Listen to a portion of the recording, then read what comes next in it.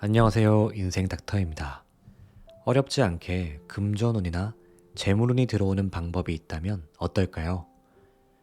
오늘 영상은 운의 심리학을 통해 좋은 운을 벌어들이게 되는 방법을 아주 자세히 알려드리려 합니다.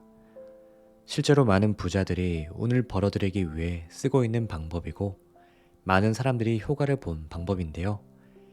사실 이 방법이라는 것이 아주 간단합니다.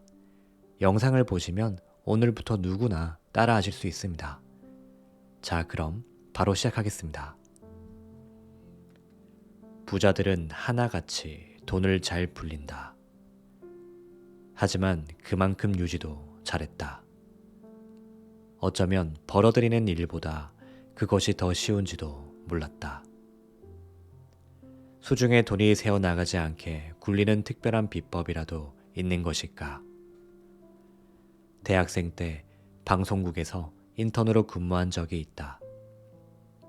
메인 작가나 담당 프로듀서가 아니어도 촬영 현장에 가면 수많은 연예인을 만날 수 있었다. 그 중에는 오랜 연기 생활로 건물주가 된 중년 방송인도 있고 한 편의 작품으로 일약 스타덤에 오른 신의 배우도 있었다. 완벽하게 세팅된 모습만 보고 있노라면 그들의 숨겨진 뒷모습을 알기란 쉽지 않았다. 하지만 평소 모습을 엿볼 수 있는 유일한 기회가 있었으니 그것은 바로 회식 자리였다. 한 번은 땀을 잔뜩 빼고 달리는 예능 프로그램 촬영을 마친 후였다. 당시 나는 갓 20살을 넘긴 대학생 인턴. 그날따라 유난히 촬영이 고됐던 터라 숨을 몰아쉬던 차였다. 그때 높은 신망을 받는 선배 방송인 한 분이 다가오셨다. 오늘 많이 힘들었죠? 너무 고생했어요. 어린 대학생 인턴이 굳은 일을 하는 모습을 보니 안타까워 보였을까. 생각지도 않은 용돈을 주시는 것이었다. 꽤나 두툼한 액수였다. 당시에는 돈을 받아들고 한참을 망설였다. 큰 어른이 주시는 돈을 어떻게 거절할 수 있단 말인가.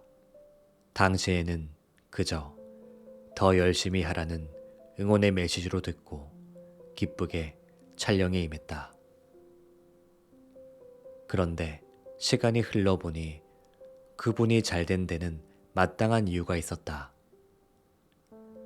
대외적으로 비치는 이미지만큼이나 훌륭한 인품을 지닌 것도 한 몫을 했다. 하지만 내가 다시금 주목한 것은 그분의 지갑이었다. 아주 말끔하게 길이 잘 든 지갑에 현금이 두둑하게 들어있었던 것이었다. 물론 내게만 베푼 호의가 아니었다. 소위 어린 스태프들의 용돈이나 회식비로 줄기차게 현금을 고집하던 분이었다. 그리고 10년 후 나는 그 선배 방송인과 닮은 인물들을 여럿 마주할 수 있었다. 세월에 의해 멋스럽게 태닝된 가죽 지갑 속에는 액수별로 준비된 지폐가 가지런히 들어있었다.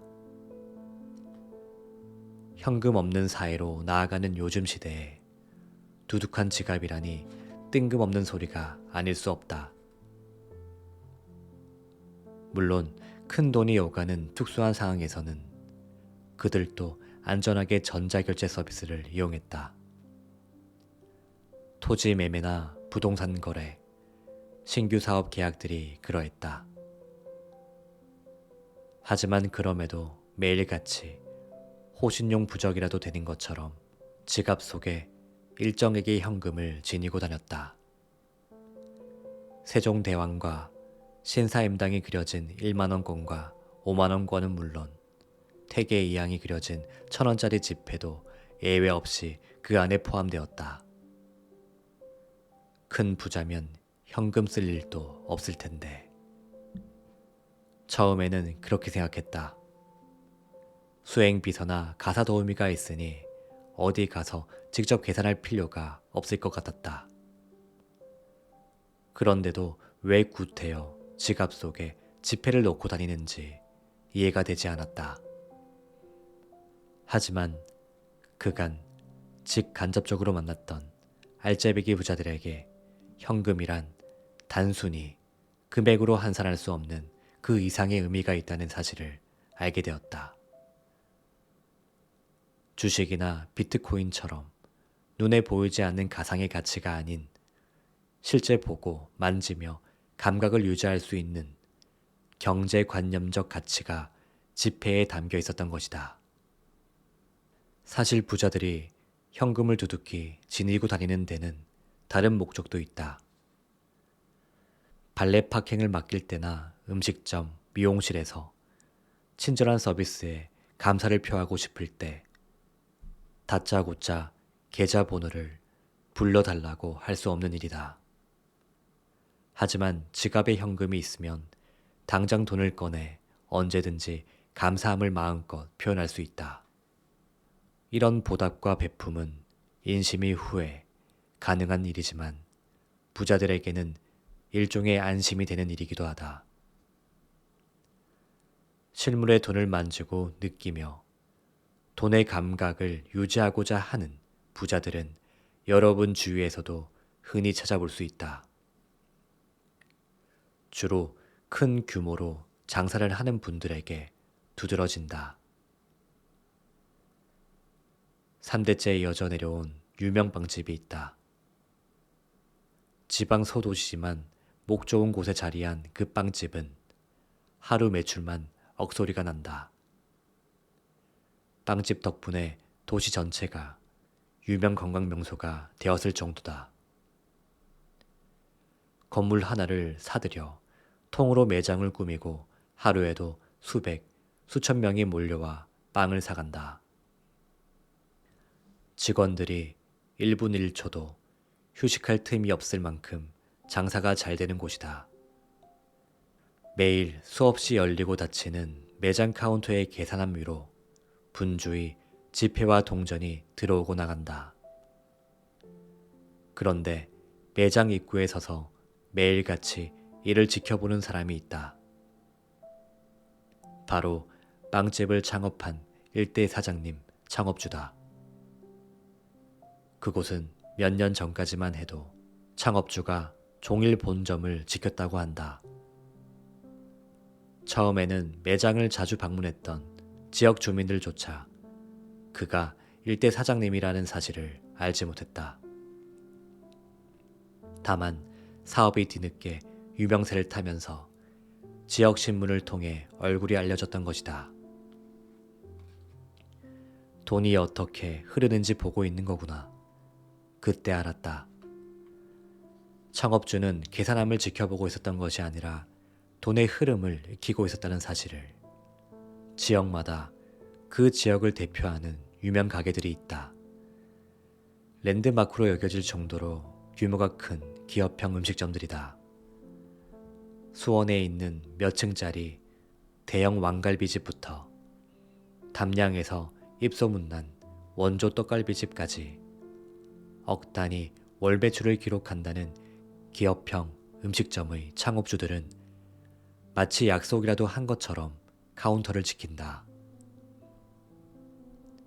이는 장사를 잘하는 분들, 탁월한 사업 수완을 가진 분들의 두드러진 특징 중의 하나다. 월급이 통장을 스쳐 지나가는 일반 직장인의 경우라면 당최 돈을 만져볼 일이 없다. 은행 앱의 계좌의 숫자가 찍히면 월급이 들어온 것이고 거기에서 숫자가 줄어들 땐 돈을 쓴 것이니 돈의 개념은 그저 허공에서 사라지는 아라비아 숫자에 불과하다.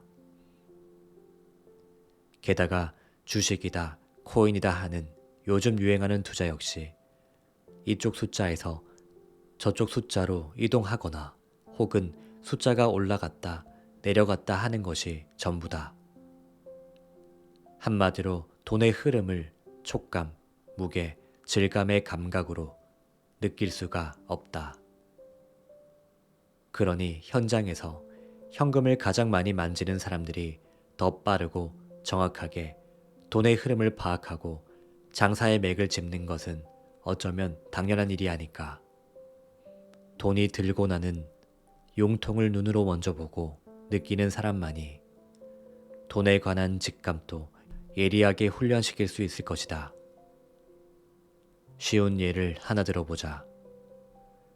당신이 월세를 내며 살고 있다. 매달 계좌로 월세 70만 원을 이체해 왔는데 그날따라 전산장애로 은행 거래가 먹통이 되었다. 할 수 없이 현찰 70만 원을 직접 집주인에게 건네야만 했다. 똑같은 금액이라도 어쩐지 느낌이 다를 것이다. 손가락 터치 하나로 넘어가는 70만 원의 가벼움과 손으로 무게와 부피를 체감하며 건네는 지폐 70장의 무거움이란 똑같은 가치를 지닌 돈이라도 보이는 것과 보이지 않는 것의 차이는 이렇게 크다. 현금을 만지지 않고 전자상거래만 하다 보면 숫자에만 익숙해진 나머지 돈이 지닌 진짜 무게와 가치를 잊어버리기 쉽다. 부자들이 현금을 두둑히 가지고 다니는 이유가 바로 여기에 있다. 부자들은 기본적으로 돈에 대한 공포를 가지고 있다. 현금에 대한 감각을 잃어버리는 순간 자신도 모르게 실수를 하거나 복잡한 일에 휘말려 큰 손실을 입을 위험이 도사리고 있기 때문이다. 따라서 아주 적은 금액일지라도 현금은 늘 소지하는 편이 좋다. 돈에 대한 감각을 잃지 않기 위해서라도 또 진짜 부자가 되기 위해서라도 말이다. 외국에서는 어떤지 모르겠지만 우리나라에서는 보통 지갑을 선물할 때 그 안에 지폐 몇 장을 넣어주는 문화가 있다. 앞으로 돈이 잘 들어오길 바란다는 뜻, 즉 금전운이 좋아지라는 의미에서다. 웃으면 복이 온다는 속담처럼 돈을 가지고 다니면 운이 모여든다. 큰 금액이 아니더라도 지폐 몇 장이 자산을 크게 불리는 훌륭한 종자가 되는 것이다. 그렇게 부자들은 미래의 돈을 차곡차곡 불려가고 있었다.